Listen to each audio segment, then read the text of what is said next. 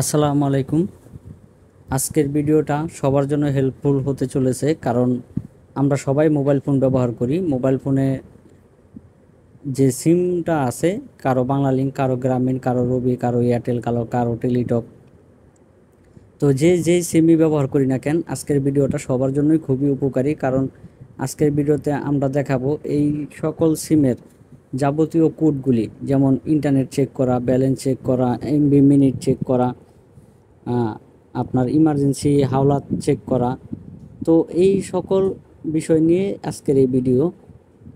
তো বেশি কথা না বলে ভিডিওটি শুরু করা যাক। আর তার আগে একটি রিকোয়েস্ট, আপনি যদি আমার চ্যানেলের নতুন দর্শক হয়ে থাকেন তাহলে অবশ্যই চ্যানেলটি সাবস্ক্রাইব করে দিবেন। আর যদি অলরেডি সাবস্ক্রাইব করে থাকেন তাহলে আপনাকে অসংখ্য ধন্যবাদ। তো বেশি কথা না বলে ভিডিওটি শুরু করা যাক। তো প্রথমে আসা যাক রবি সিমে। আপনি যদি একজন রবি সিমের গ্রাহক হয়ে থাকেন তাহলে আপনি আপনার ব্যালেন্স চেক করতে পারবেন এই কোডটি দিয়ে।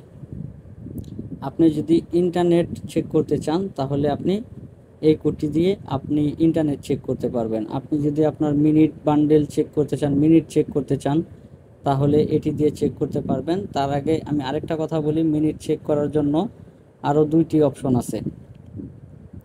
একটি হচ্ছে *222*3#, আরেকটা হচ্ছে *222*2#, আরেকটা হচ্ছে *222*8#। এই তিনটা দিয়ে মিনিট চেক করা যায়। তো ভিডিওটি টেনে দেখবেন না, কারণ এরকম কিছু কিছু কোড হয়তো স্ক্রিনে দেখানো হবে না, কারণ আপনারা ধৈর্য সহকারে ভিডিওটি দেখবেন। আপনি ইন্টারনেট কিনতে চাইলে এই কোডটি ডায়াল করে আপনি ইন্টারনেট কিনতে পারেন। আপনি এসএমএস যদি চেক করতে চান তাহলে এই কোডটি ডায়াল করে আপনি এসএমএস চেক করতে পারেন। আপনি যদি সিমের নাম্বার দেখতে চান তাহলে এই নাম্বারটি ডায়াল করে আপনি সিমের নাম্বার দেখতে পারেন। আপনি যদি ইমার্জেন্সি ব্যালেন্স দেখতে চান তাহলে এই নাম্বারটি ডায়াল করে আপনি ইমার্জেন্সি ব্যালেন্স দেখতে পারবেন।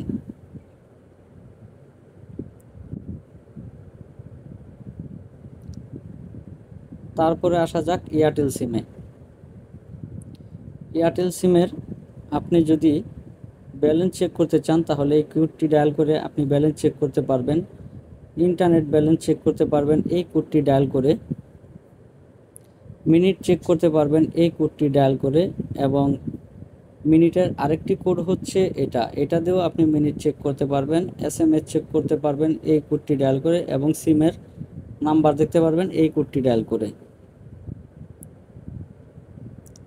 তারপরে আসা যাক গ্রামীণ সিমে।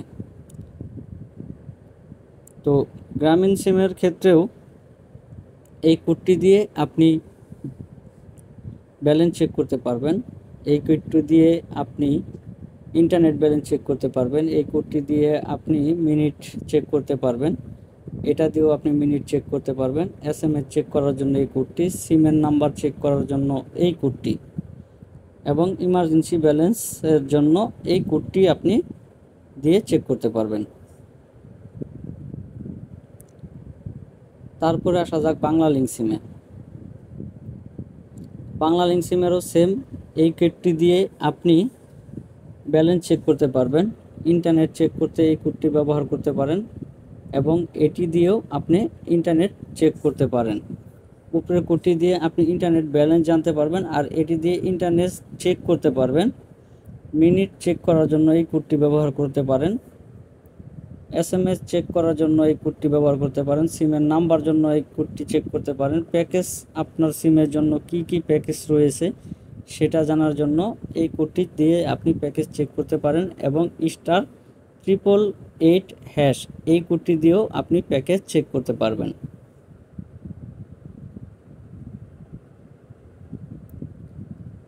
তারপরে আসা যাক টেলিটক সিমে।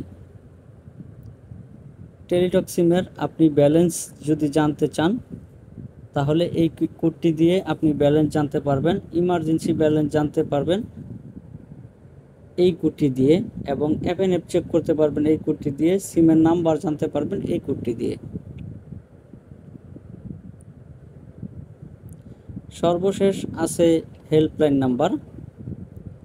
আপনারা যদি হেল্পলাইনে কল করতে চান সেই ক্ষেত্রে আপনি গ্রামীণ হলে আপনি 121, রবি হলে 123-তেও কল যায়, 121-এও কল যায়। আপনি 121-এই কল দিবেন। আমি দেখেছি রবিতেও 121-এ বর্তমান কল যায়। আগে 123 ছিল, এখন 121 দিয়েও কল দেওয়া যায়, 123 দিয়েও কল দেওয়া যায়। এয়ারটেলের ক্ষেত্রে 121 দিয়েও কল দেওয়া যায় এবং 786 দিয়েও কল দেওয়া যায়।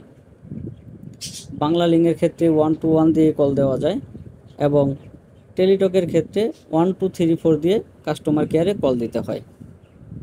তো ভিডিওটি যদি হেল্পফুল হয়ে থাকে তাহলে অবশ্যই চ্যানেলটি সাবস্ক্রাইব করে দিয়ে যাবেন।